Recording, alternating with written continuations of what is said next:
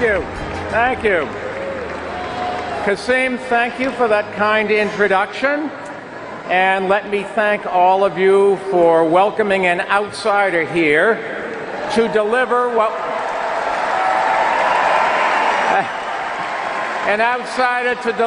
will be an unconventional convention speech. Now, I am not here as a member of any party or to endorse any party platform. I am here for one reason: to explain why I believe it is imperative that we elect Hillary Clinton as the next president of the United States.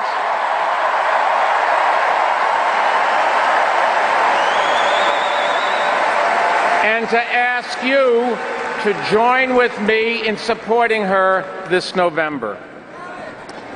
You know, when the Founding Fathers arrived here in Philadelphia to forge a new nation, they didn't come as Democrats or Republicans or to nominate a presidential candidate.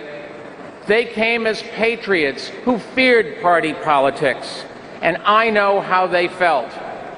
I've been a Democrat, I've been a Republican, and I eventually became an independent because I don't believe that either party has a monopoly on good ideas or strong leadership. When I enter the voting booth each time, I look at the candidate, not the party label. I have supported elected officials from both sides of the aisle, and probably not many people in this room can say that. But I know there are many watching at home who can. And now they are carefully weighing their choices. I understand their dilemma. I know what it's like to have neither party fully represent my views or values. Too many Republicans blame immigrants for problems, and they stand in the way of action on climate change and gun violence.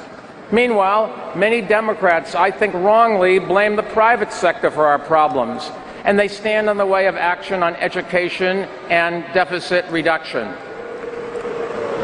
There are times when I disagree with Hillary Clinton, but let me tell you, whatever our disagreements may be, I've come here to say we must put them aside for the good of our country.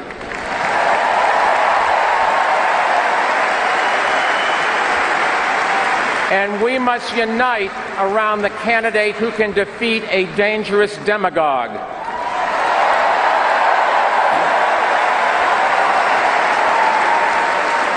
I believe it's the duty of all American citizens to make our voices heard by voting in this election.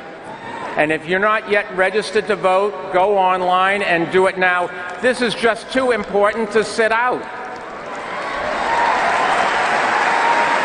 Now, we've heard a lot of talk in this campaign about needing a leader who understands business.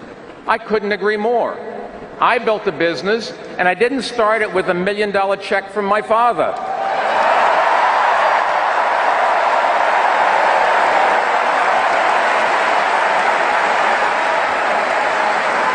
Because of my success in the private sector, I had the chance to run America's largest city for 12 years, governing in the wake of its greatest tragedy.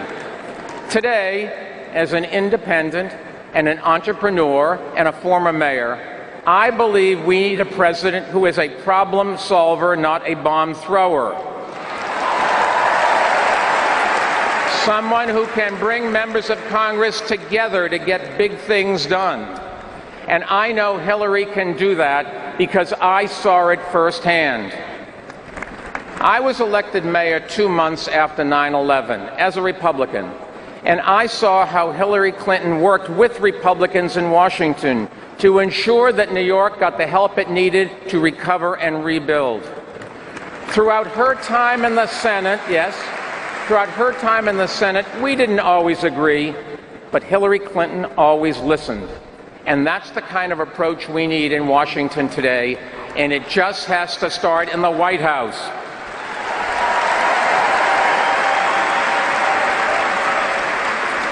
Given my background, I've often encouraged business leaders to run for office because many of them share the same pragmatic approach to building consensus. But not all. Most of us who have created a business know that we're only as good as the way our employees, clients, and partners view us. Most of us don't pretend that we're smart enough to make every decision by ourselves.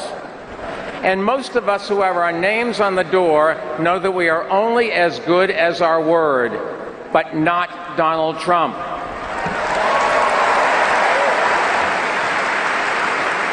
Through his career, Donald Trump has left behind a well-documented record of bankruptcies and thousands of lawsuits and angry stockholders and contractors who feel cheated and disillusioned customers who feel they've been ripped off. Trump says he wants to run the nation like he's running his business? God help us.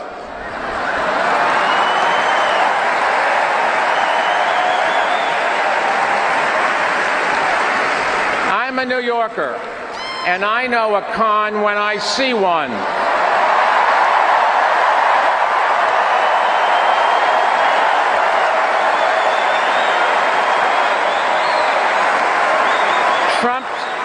Trump says he'll punish manufacturers that move to Mexico or China, but the clothes he sells are made overseas in low-wage factories. He says he wants to put Americans back to work, but he games the U.S. visa system so he can hire temporary foreign workers at low wages. He says he wants to deport 11 million undocumented people, but he seems to have no problem in hiring. What I miss here? Truth be told, the richest thing about Donald Trump is his hypocrisy.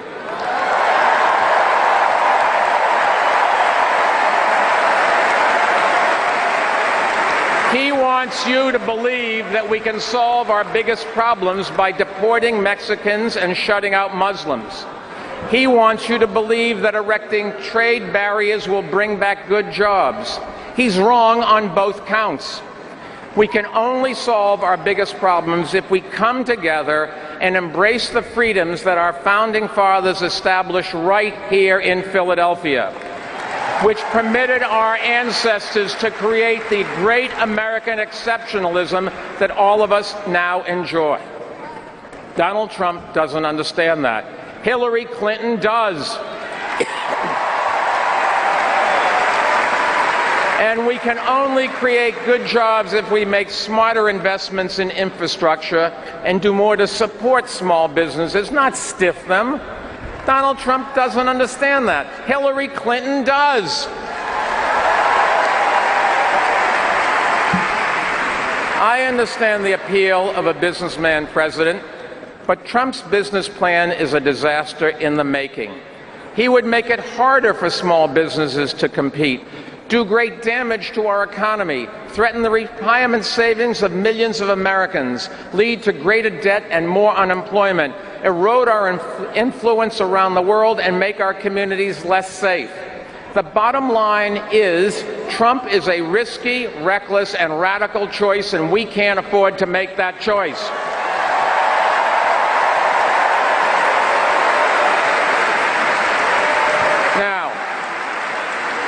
Now, I know Hillary Clinton is not flawless. No candidate is. But she is the right choice and the responsible choice in this election. And no matter what you may think about her politics or her record, Hillary Clinton understands that this is not reality television. This is reality.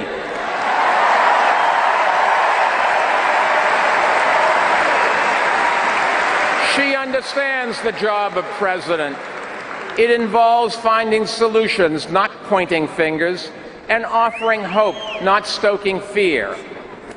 Over the course of our country's proud history, we have faced our share of grave challenges, but we have never retreated in fear. Never. Not here in Philadelphia in 1776, not here at Gettysburg in 1863, not through 2 world wars and a Great Depression, not at Selma or Stonewall, and not after 9/11. And we must not start now.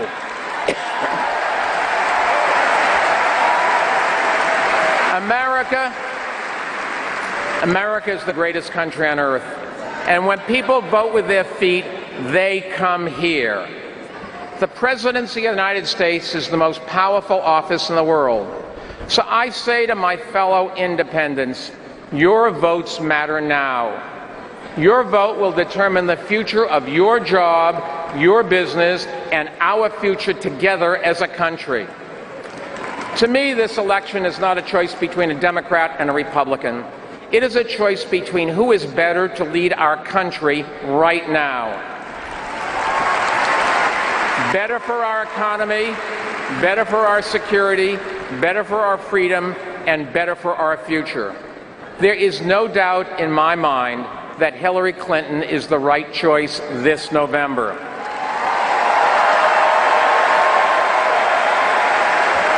So tonight, as an independent, I am asking you to join with me, not out of party loyalty, but out of love of country. And together, let's elect a sane, competent person with international experience,